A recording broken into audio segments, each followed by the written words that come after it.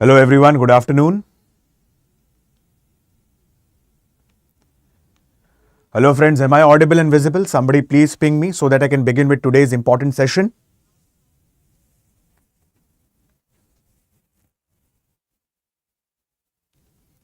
Just hold on.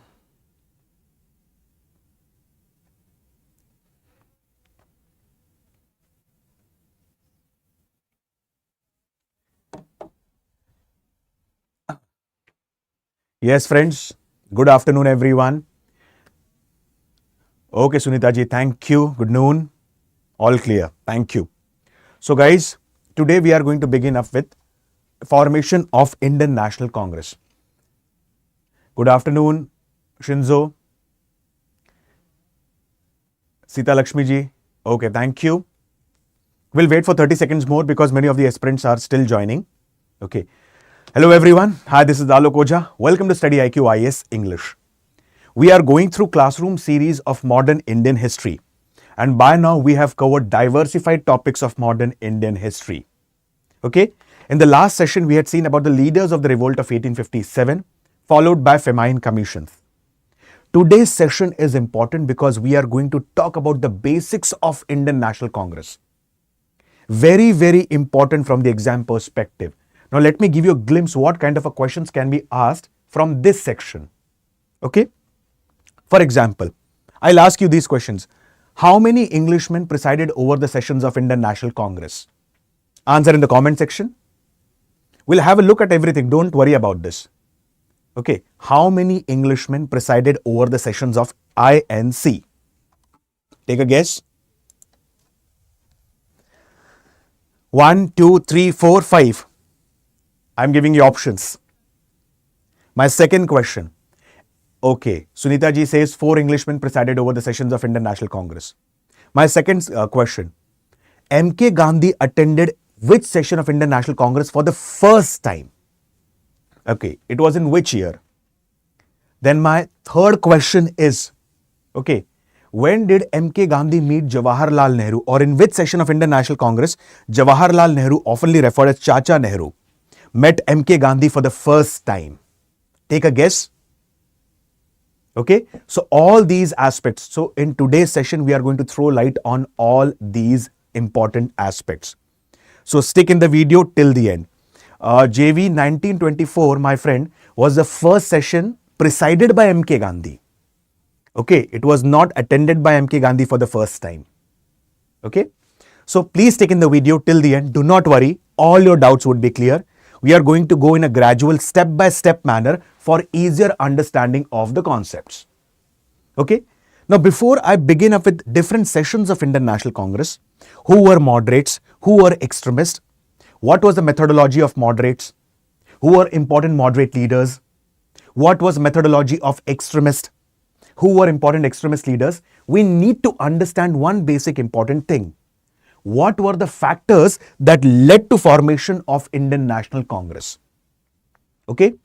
So we are going to understand things in a step-by-step manner for easier understanding of the concept. Let's begin. First factor, political unity.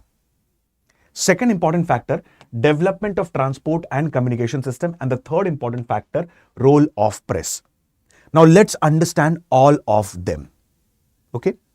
We had seen right from the start itself, whatever development have been made by Britishers in India, it was not at all for the development of Indians itself. Rather, it be the development of education system. Rather, it be development of transport and communication. All these were made specifically for development of Britishers and not for Indians. But in the end, ultimately, Indians gained certain important aspects. Okay. Now, let me give you a small example. Okay, like specifically if I ask you a question, when did the passenger railway came up for the first time?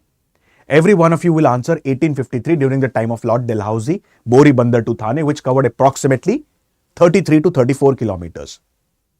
But my question is, did railways actually come in 1853?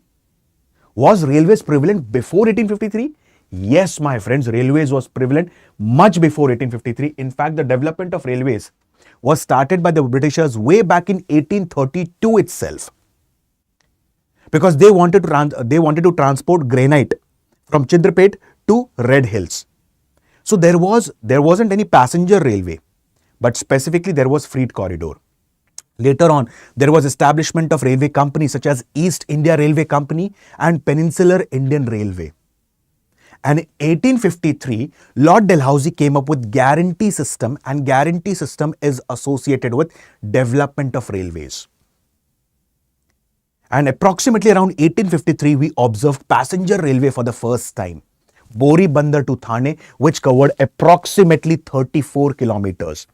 It had 3 locomotives, Sindh, Sultan and Sahib. It had 14 carriages and carrying capacity of 400 passengers. So all this was development of railway and transportation network was done by the Britishers to connect the interior part of the India to the coastal regions. Why? So that whatever produce has been made by the peasants or the farmers, they could be easily transported to the coastal regions and from there to Britain. So very simple word, this was done to feed the British industries. But in the end, we gained something. Okay, so when there was development of transport and communication, people from one part of the country could move to the other part of the country. Okay, so in that case, it was not just the, what we say, nationalists were moving from one part of the country to the other. It was also like exchange of ideas. Correct? Let me give you a small example. You might have studied about American Revolution, or you might have read in the NCERT about American Revolution. In American Revolution, there is one concept which is called as Columbian Exchange. Now, what is Columbian Exchange specifically? Now, it is believed that when Christopher Columbus, he discovered one of the islands called as Hispaniola. So he thought that I have come to Asia. Okay, but later on he realized that this is something, a new place. So after that, many of the Europeans started coming and settling down in the, what we say, the new world, that is the Americas. North America, South America, Central America. So when these Europeans started coming to America, it is said that it was not just transfer or migration of people. There was transfer of diseases. Then many things were introduced in South America as well. Example, sugarcane plantation. South America. Okay. From here they took tobacco and so on. So this is nothing but Columbian Exchange. So what did Britishers do at that time? They connected these routes. Similarly, it is here, like if we speak in terms of India, it was not that these nationalists moved from one place to the other, but here nationalists intermingled with each other.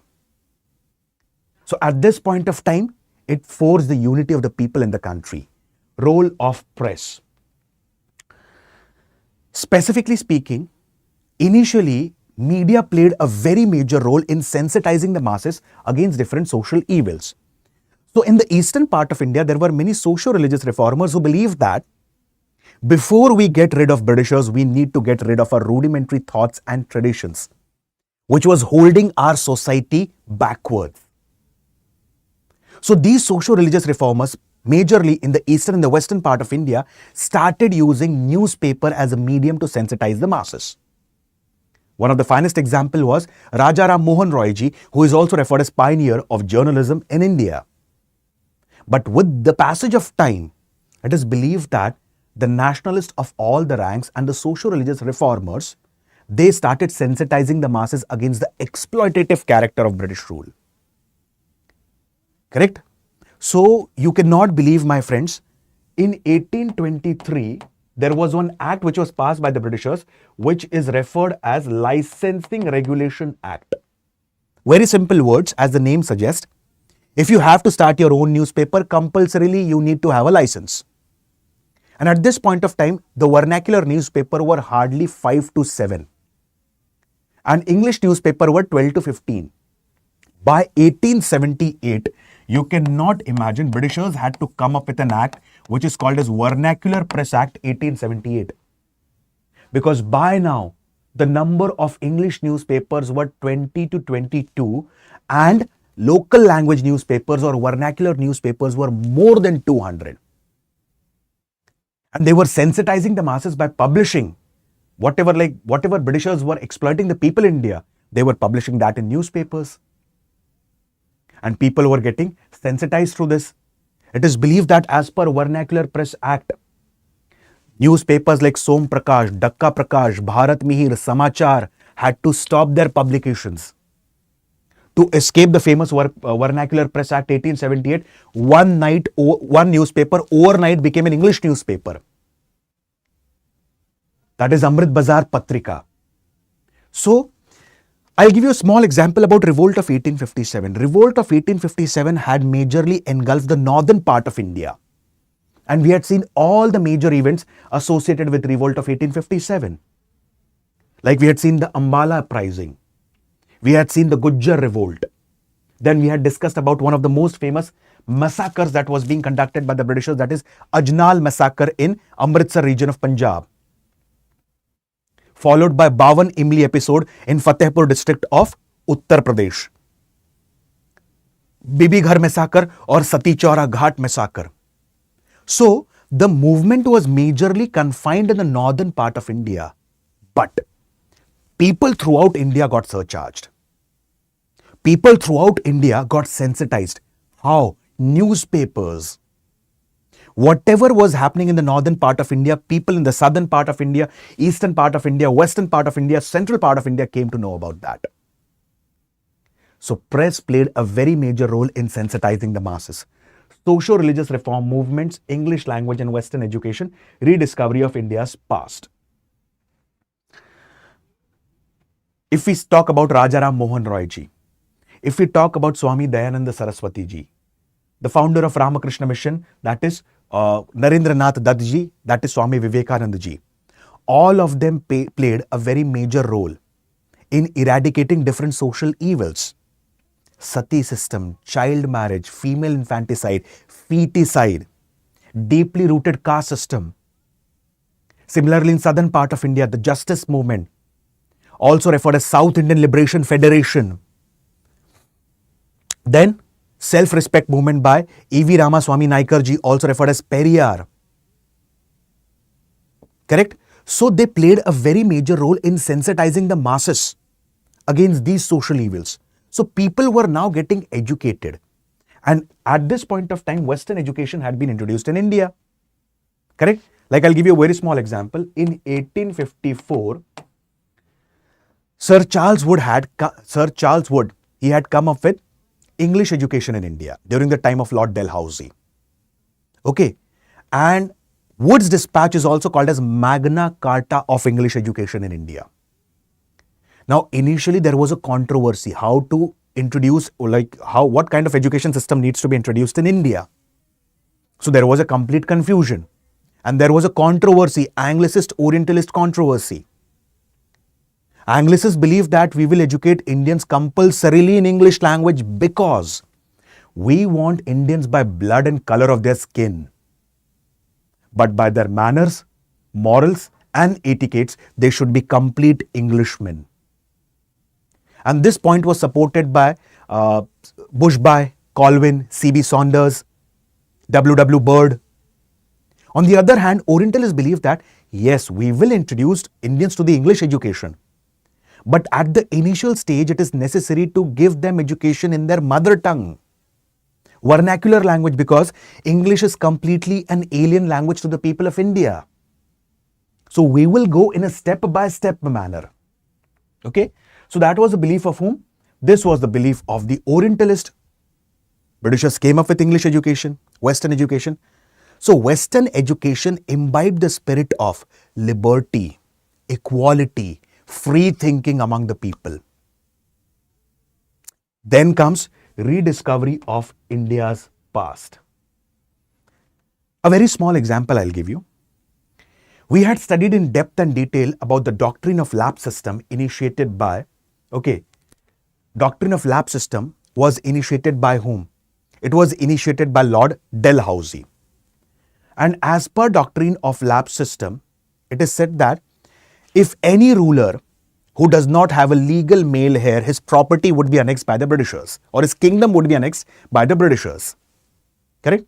Hundreds of kingdoms were annexed under the pretext of doctrine of lapse. Satara, Nagpur, Jaipur, Udaipur, Sambhal, Awadh. In fact, Awadh was annexed on the pretext of maladministration and misrule. The Nawab of Awadh Wajid Ali Shah, he had a legal male heir, Brajis Qadir, but still it was annexed. Why? You are not able to manage the administration properly. We will handle it properly. If we look into our past, observe the administrative setup of the Mauryans. What a beautiful administration concerning specifically the provincial administration. The role played by Rajuka, Yukta and Pradeshika, who were revenue officer, treasurer and specifically district officers respectively. The spies network of the Mauryas. Stationary spies who were called as Sansthan. Wandering spies who were called as Sanchari. Same administration of the Guptas. Then watch about the grassroots level administration of the Cholas. What a vibrant administration. Read about the Kudavole system, the election process of the Cholas. Correct? So we need to look into our own past and we are capable of governing ourselves. Then the policy of racial discrimination. A very small example I'll give you. After revolt of 1857, a commission came up which is called as Peel Commission. And as per Peel Commission, over every 3 Indian, there should be 1 European officer so that there won't be any further revolt like the revolt of 1857. If I am recruited in the British Indian Army as a specifically Havaldar, I would retire as a Subedar. But if some Englishman has been recruited as a second lieutenant or a lieutenant, he would retire as a brigadier or a colonel. And here majorly the discrimination was based on the basis of color of the skin. We people were differentiated in our own soil. So all these were the major factors that led to the formation of Indian National Congress. Hope you understood these points. My friends, Kazuya, you have asked a question, bro. Is this a ad class? It's a classroom series. Okay. Like I am going through the series of modern Indian history. Already I have covered modern Indian history. Yes, aspirants, those who are new to the platform, let me inform you one thing. Anyone who aspires to download the PDF of the previous sessions, Ancient India, Medieval India and Modern India, they can download it from my Telegram channel, history_Alok Ojha. I repeat the name of the channel, history_Alok Ojha. Okay. So don't worry, Kazuya ji. This class is majorly a classroom series. Hope you understood the points. Yes, please. Okay, very good, Sunita ji.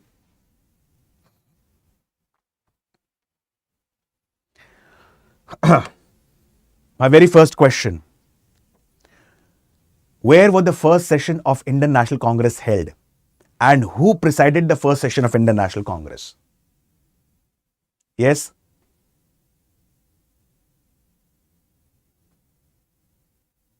Take a guess.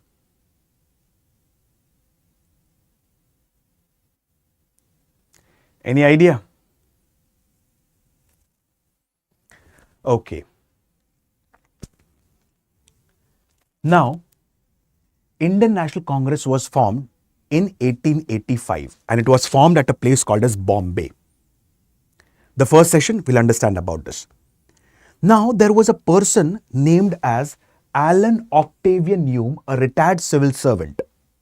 He played a very active role in the formation of what? Indian National Congress. The very first question that arrives in the mind of an aspirant, why was a retired British civil servant interested in forming what? In forming specifically the Indian National Congress or a major political party. So let me give you we'll study about the safety valve theory, the concept given by Lala Lajpat Rai ji, one of the extremist leaders. So before that, we understand the formation of Indian National Congress. From 1857 to 1885, okay, there were many pre-Congress organizations. And these organizations were at the provincial level. And one of the major problems with these pre-Congress organizations were, they were local in character. There was no major organization which represented the will of the people at the national level. And at that time, Alan Octavian Hume, around 1885, there were elections that is going to be held in Britain. So he wrote or published an article called as An Appeal from People of India. Okay. Here, this article did not had any kind of impact on the Britishers.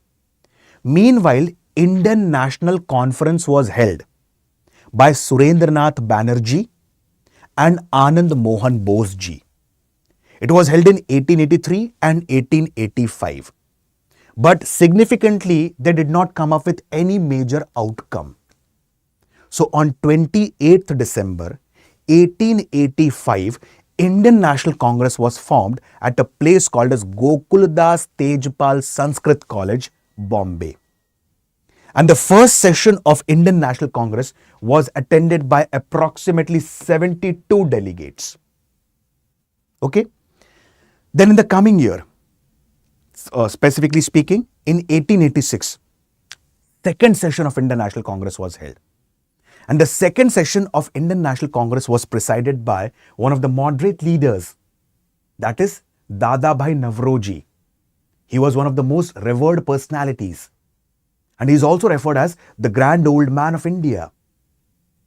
Correct? So Dadabhai Navroji, he presided over the second session of Indian National Congress.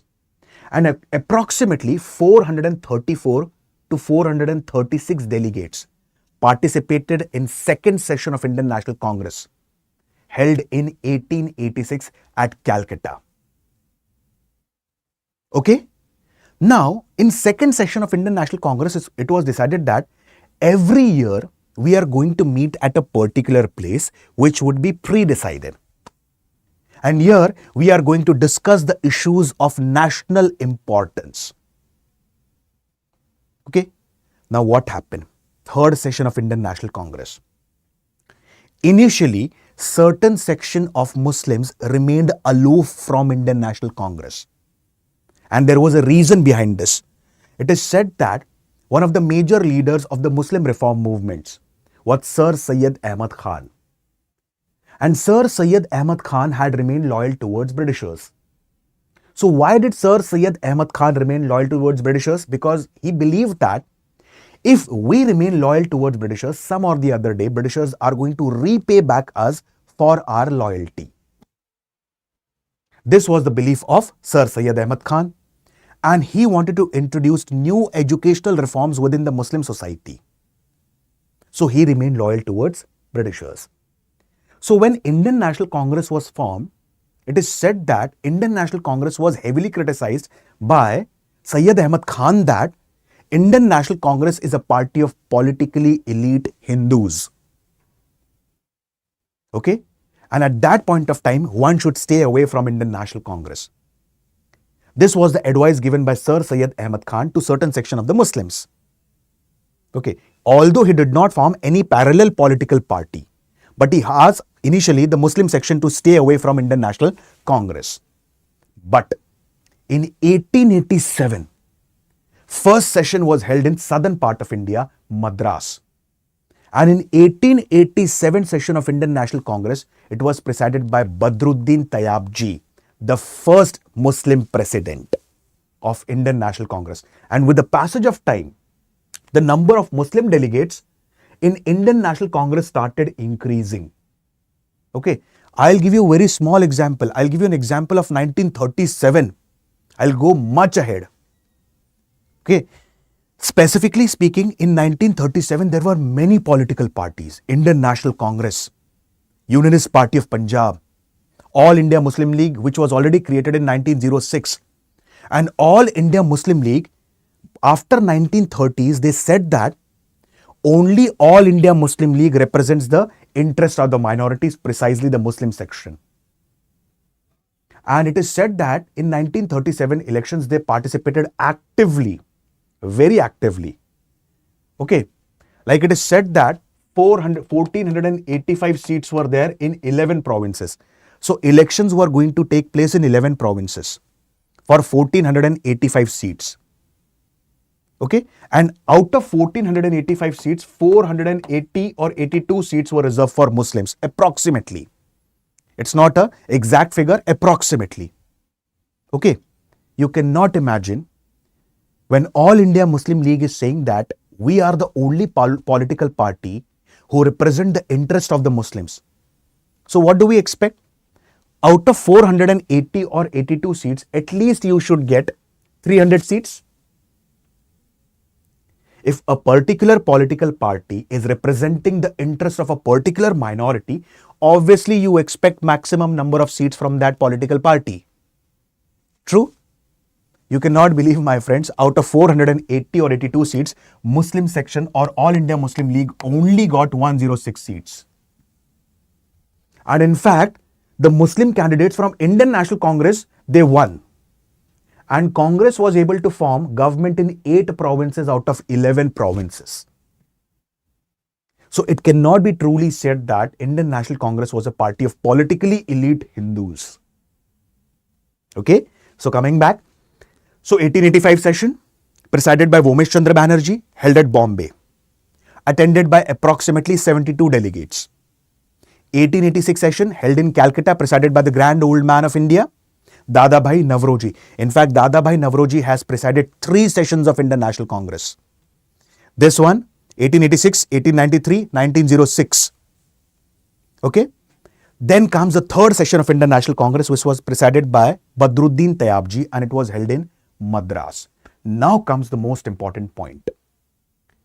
If a question comes, how many Englishmen presided over the sessions of Indian National Congress, I am pretty sure maximum number of students will say Alan Octavian Hume presided the session of Indian National Congress, and 1 or 2 they presided over sessions of Indian National Congress. My friends, there were 4 who presided over the sessions of Indian National Congress. Okay.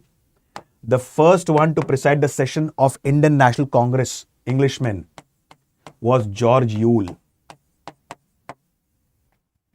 The first Englishman. He presided in 1888 Allahabad session. The second session,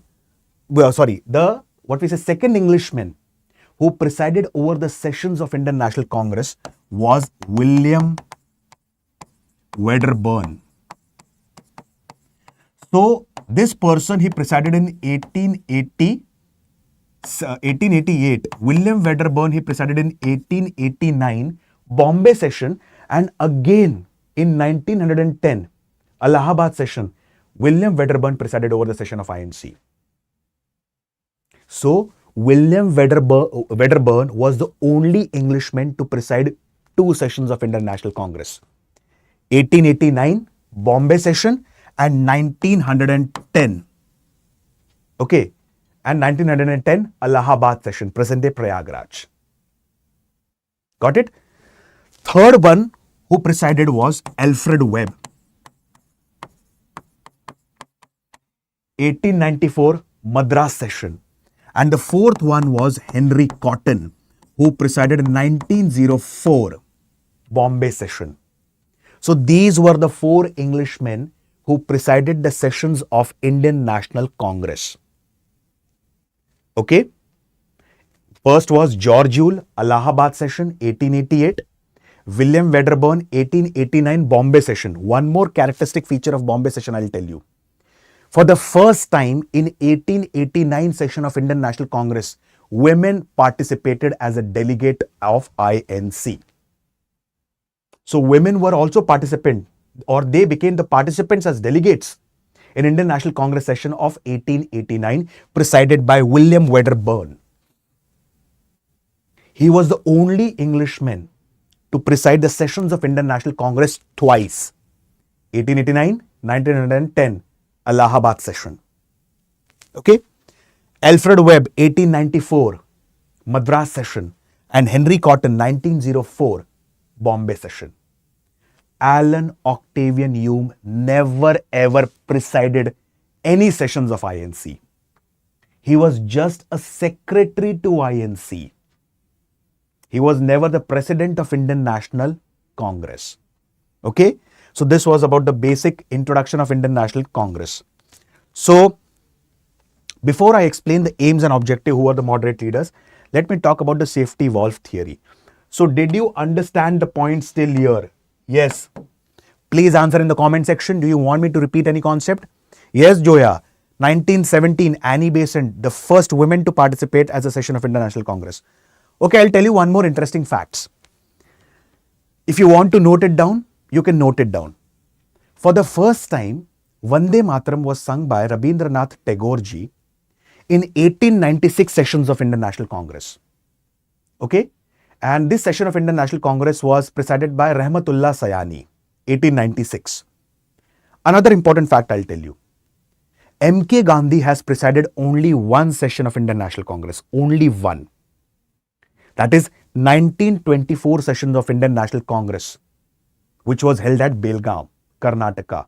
But for the very first time, M.K. Gandhi participated in 1901 session of Indian National Congress. Okay, another important fact. Another fact, Jawaharlal Nehru, he attended the session of Indian National Congress for the first time in 1912. Then, Jawaharlal Nehru met Mahatma Gandhi for the first time in 1916 session of Indian National Congress. I can understand all these points are factual, but sometimes UPSC does have a tendency to ask a question in factual manner as well. Okay, so M.K. Gandhi, Jawaharlal Nehru, he met M.K. Gandhi for the very first time in 1916 session of Indian National Congress. Women participated for the first time in 1889. 1890 session, I'll give you another example. 1890 session, it was presided by specifically Firoz Shah Mehta, 1890, okay. Firoz Shah Mehta, who is also referred as who was an important moderate leader and is also referred as Lion of Bombay. For the first time, Kadambini Ganguly, she addressed the session of 1890. And Kadambini Ganguly ji, she was the first women graduate of Calcutta University. Okay, so this was the certain important facts that I've told you about the sessions of Indian National Congress. Hope you understood the points. First time women who presided was Annie Besant, 1917 Calcutta session. First Indian women, 1925, Sarojini Naidu ji. And the session was held in Kanpur. Okay, so these were the factual things about Indian National Congress. Hope you understood the points till here. Answer in the comment section. Any question, any doubt, any query? Yes, Firoz Shah Mehta, crownless prince of Bombay. Correct, Joya. He is also referred as Lion of Bombay. Now let's understand about safety valve theory. Okay. The very first question. Why did a retired British civil servant, Alan Octavian Hume, supported the formation of Indian National Congress? Okay, I'll talk about two incidences here. That is revolt of 1857 and peasant uprisings specifically of 1861. Revolt of 1857, as per many historians, it was the first war of independence. Many believe that it was just a sepoy mutiny. It was not a full-fledged war. Many of them believe that specifically it was neither the first nor war of independence. But still, revolt of 1857 had engulfed the major part of northern India. And it became quite tedious for the Britishers to suppress the revolt of 1857. It was a very tedious task for the Britishers to suppress the revolt. Immediately after the revolt of 1857, what did Britishers do? Britishers immediately changed the structure of the army. 3:1 ratio as per Peel Commission. Over every 3 Indian soldiers, there should be 1 European officer. Because this revolt had been initiated by Indian sepoys. Okay? So Britishers had experienced one thing. And what was that? Although all the Indians, precisely in the majorly in the northern part of India, were protesting against Britishers.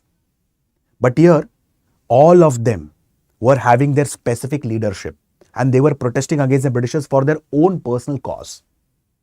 Zamindars for their own personal cause, peasants and artisans for their own personal cause, moneylenders for their own personal cause. So it became quite tedious for the Britishers to suppress these revolutionaries. So why don't we create a platform wherein all the nationalists will come on one platform so that we can easily negotiate reforms with them? Then let me talk about the peasant uprising of 1861. You might have heard about an uprising which is referred as Pulaguri Dhawa.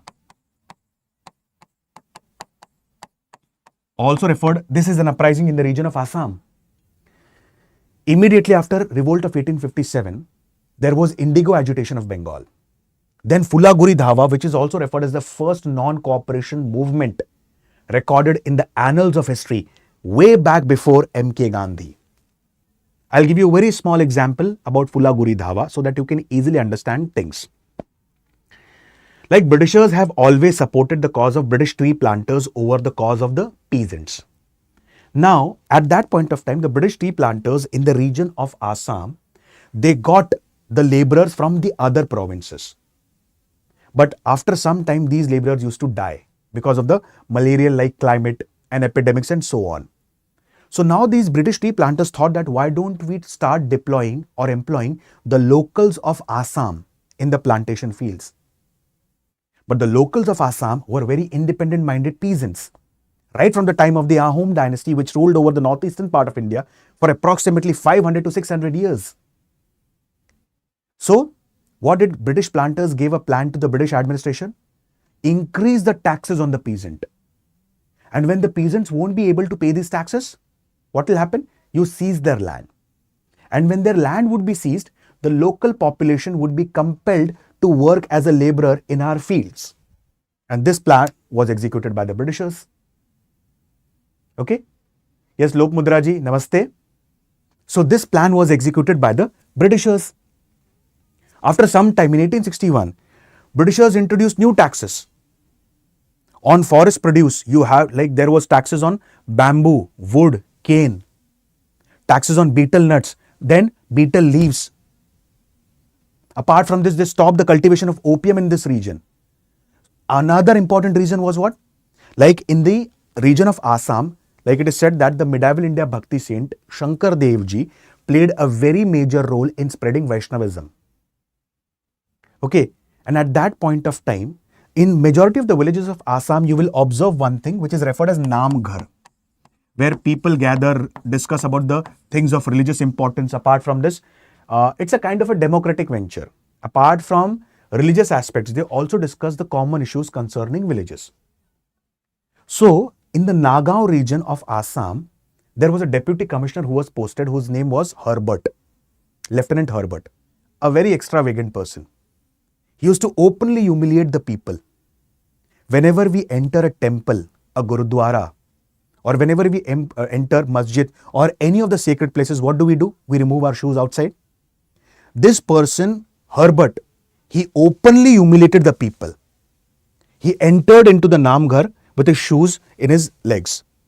Now the peasants got agitated and they started protesting against him for the rising taxes. Okay. It is believed that later on there were many course of events.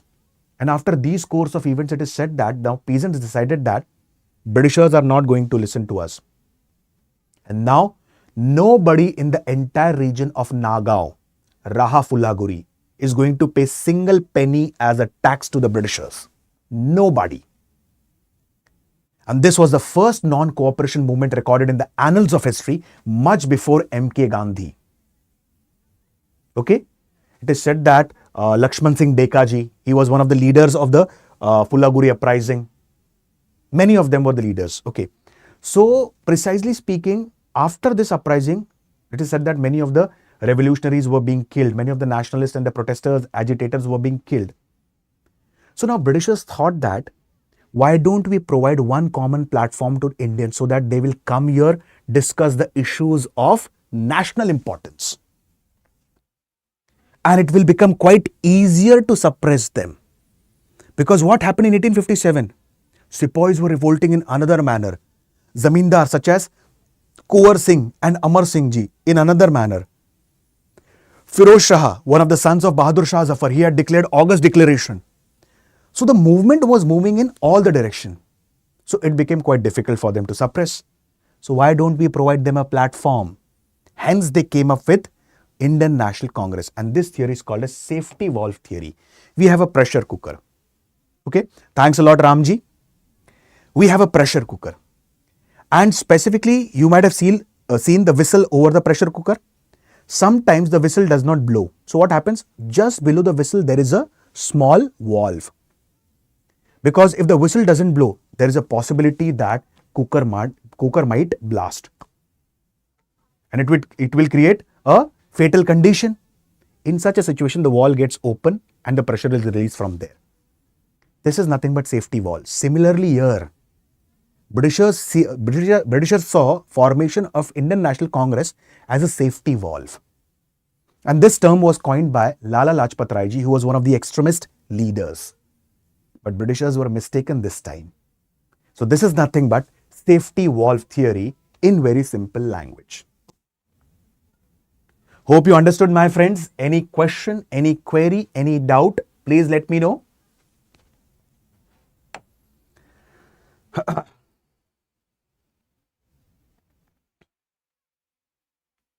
Yes, please answer.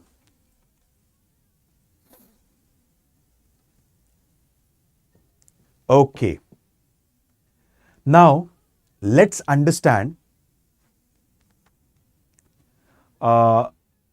Yes, Sunita ji, I'll try that. If I get time, probably on Saturdays, I'll keep one session on answer writing, and specifically these sessions would be associated with modern Indian history, because modern Indian history plays a very vital and a crucial role not only in the prelims examination but also in the mains examination.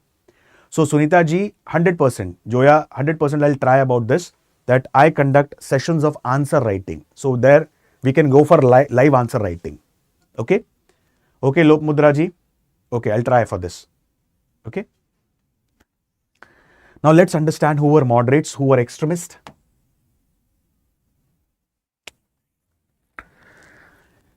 Yes. Zoom sessions, Sunita ji. Yes. Kind of Zoom sessions wherein I'll go for live answer writing. Okay, I'll try for this. Surely I'll try for this. Now, let's understand the philosophy of Indian National Congress. Right from the start itself, Indian National Congress was divided on ideological basis. Okay, and it was majorly divided into two parts, moderates and extremists. Now, as the name suggests, moderates. Now, what were the major, methodology of moderates? Moderates believed in one thing, PPP, prayer, protest and petition. They believed like, if we remain loyal towards Britishers, specifically some or the other day, they are going to repay back for our loyalty. And we do not want complete independence. I repeat, moderates, they believed that we do not want complete independence. We want self-government. Simple words, what is self-government? Self-government, it's a broader concept. Dominant status, it's a narrow concept. Now, what is self-government? You are free to choose your own representatives, but these representatives would be working under the British Crown. That's it. That's self-government.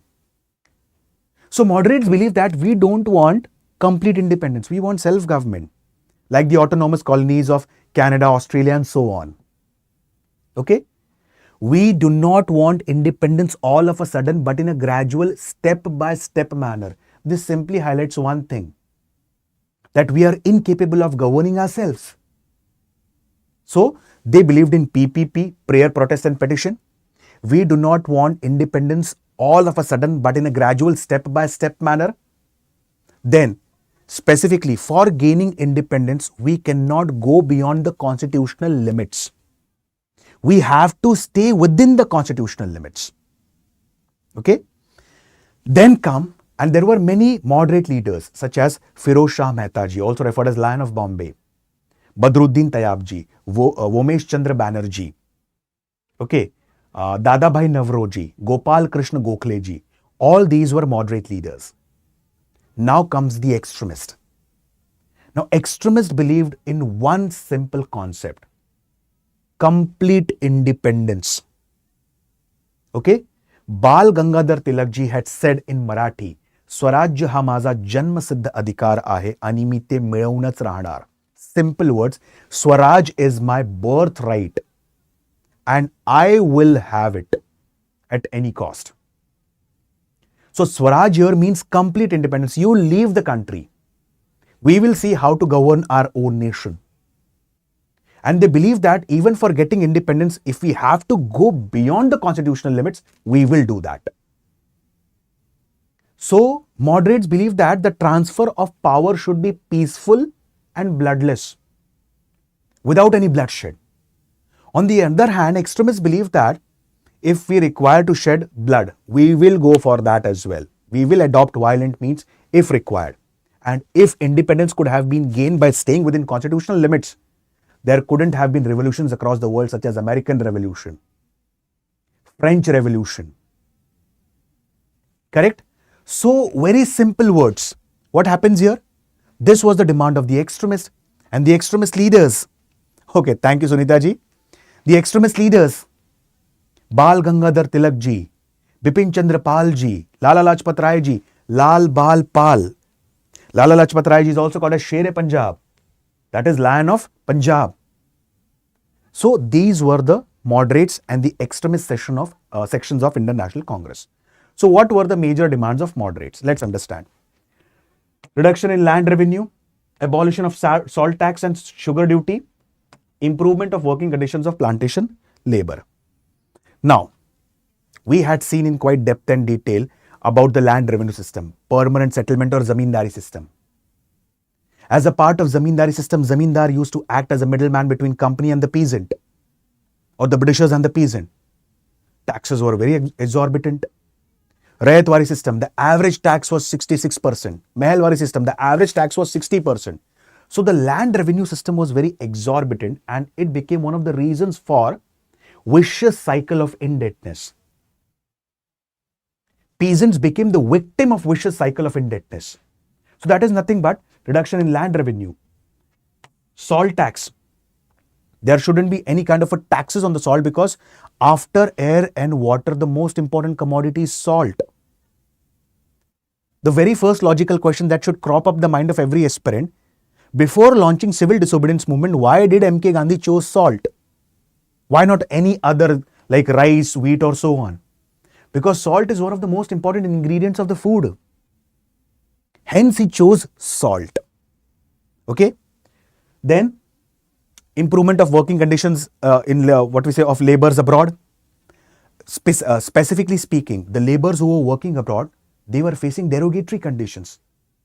I'll give you a very small example. Previously also I had given this example. MK Gandhi, like he was born in Porbandar and he had completed his degree in law from the region of London. Now in South Africa, he was given as an offer by Dada Abdullah or Sheikh Abdullah to become a legal advisor for his company. He accepted that offer. He was given the first class railway compartment ticket. And as soon as he reached a station called as Pietermaritzburg, he was thrown out of the railway compartment he was thrown out of the first class railway compartment. And this completely astonished MK Gandhi. He goes and asks to Dada Abdullah or Sheikh Abdullah, is this the special treatment that was given to me? Or is this the condition of every Indian and Asians living in South Africa? He comes to know that Indians and Asians living in South Africa are living under very derogatory conditions. Okay. Like for example, there were indentured laborers, ex-indentured laborers, Memon Muslims. Even if I have to purchase a bread from a nearby shop, I had to carry a passport size of document to reveal my identity. If any Englishman is passing by, forget about bowing down, I had to kneel down in front of him. So that was the conditions of Indians living in South Africa. So MK Gandhi coined the term Satyagraha for the first time in South Africa, not in India. Another fact. And he coined this term in his newspaper, Indian Opinion. So the condition of these laborers were very derogatory. So improvement in their conditions.